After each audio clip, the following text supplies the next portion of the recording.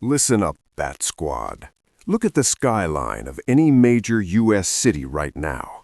Austin, San Francisco, Charlotte. The lights are on, the Starbucks lines are long, and the LinkedIn feeds are still full of toxic positivity and humbled and honored announcements. But if you look under the hood of this 2026 recovery, you'll see the engine is spitting oil and the brakes have been cut. We've just hit a terrifying milestone. In the first 11 months of 2025 heading into 2026, over 1.1 million white-collar jobs were vaporized.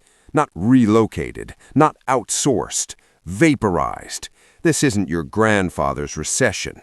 In 1980, when the economy tanked, the factories closed. In 2008, the banks broke.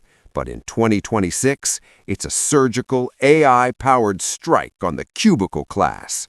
We are talking about project managers making $160K, junior analysts, legal researchers, and creative directors who thought their fancy degree was a Kevlar vest. Surprise, your degree wasn't a vest, it was a neon target.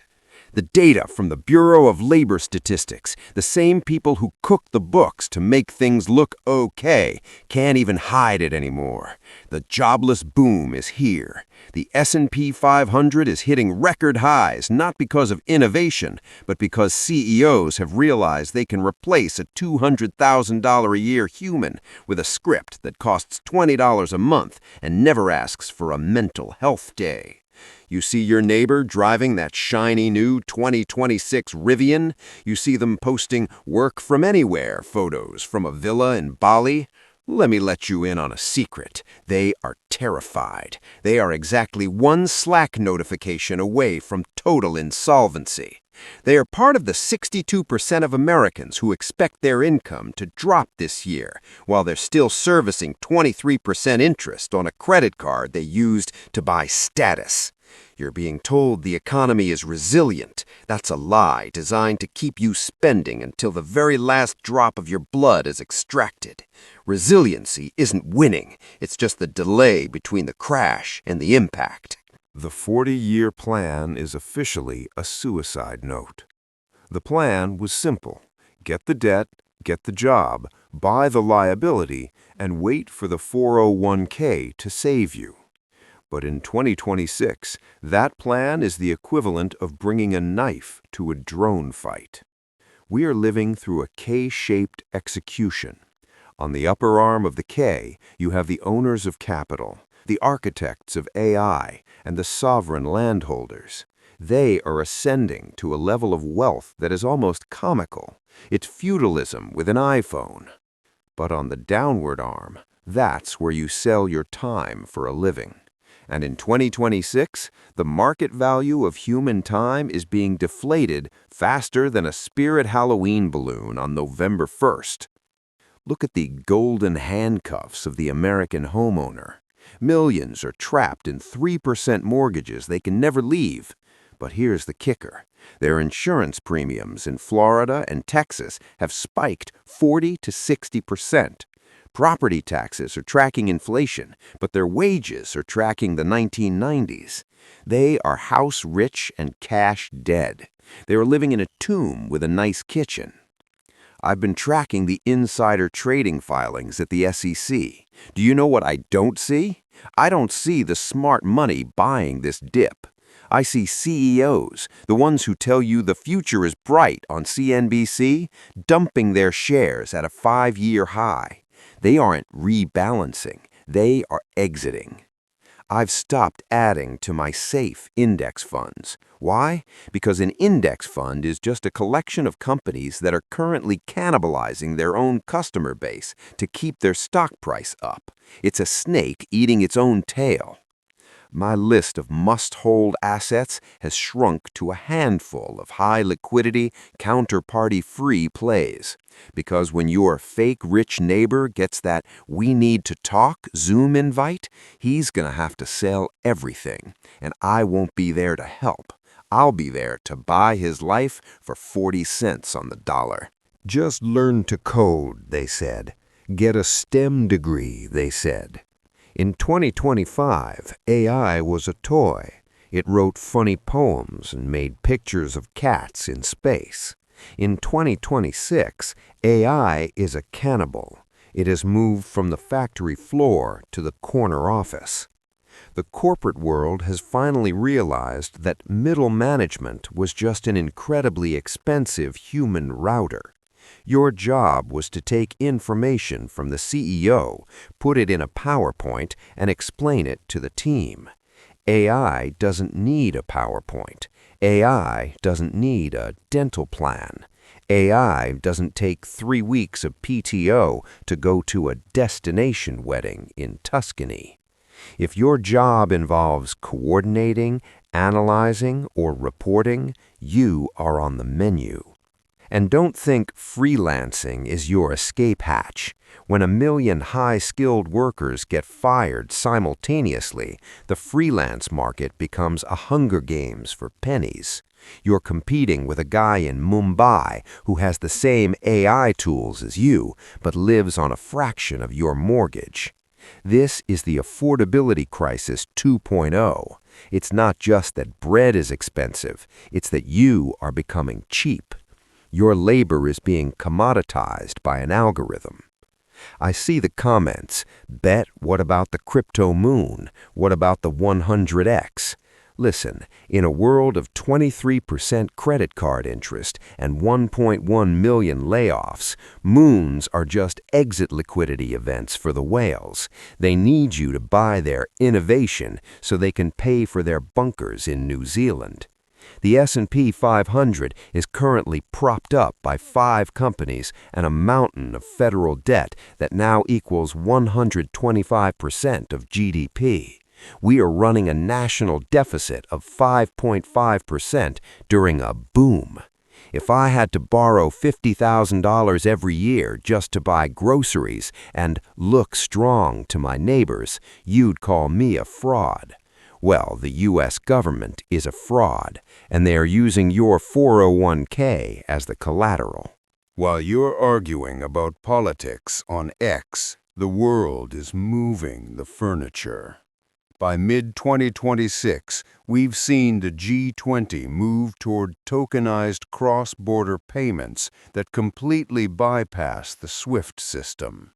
This isn't a conspiracy theory, it's a press release. The empire of the dollar is showing cracks that can't be filled with more money printing. Why does this matter to you? Because the only reason your fake rich lifestyle has lasted this long is that the U.S. can export its inflation to the rest of the world. But the rest of the world is tired of importing our debt. When the dollar loses its status as the only game in the town, interest rates won't just stay higher for longer, they will stay higher forever. The safe trap is about to spring shut.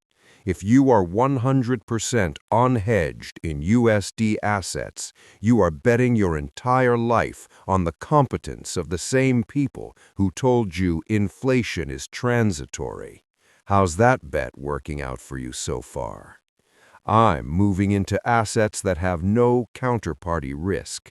I want assets that don't depend on a bank's ability to stay solvent or a government's ability to keep its promises, because in 2026, promises are the only thing that are inflating faster than the price of steak. I'm trimming my tech exposure. I'm trimming my growth stocks. I'm moving toward the BAT playbook essentials: physicality, scarcity, and sovereignty. Let's talk about the funeral no one wants to attend: commercial real estate. Look at the office towers in downtown Chicago or San Francisco. They're ghost towns. In 2026, $2.2 trillion in commercial debt is coming due for refinancing. But who's going to refinance a building that is 40% empty at a 9% interest rate? Nobody. When these buildings go bust, they take the regional banks with them. And when the regional banks die, the small business loans die. And when the small business loans die, the final resilient consumer finally snaps. This is the final 10 minutes of the movie. The fake rich are still buying popcorn, but the theater is starting to smell like smoke. Auto loan delinquencies have just hit a 15-year high. People are literally choosing between their car payment and their grocery bill. The great wipeout will happen in 3 cold stages. The denial stage, using credit to pretend it's 2019.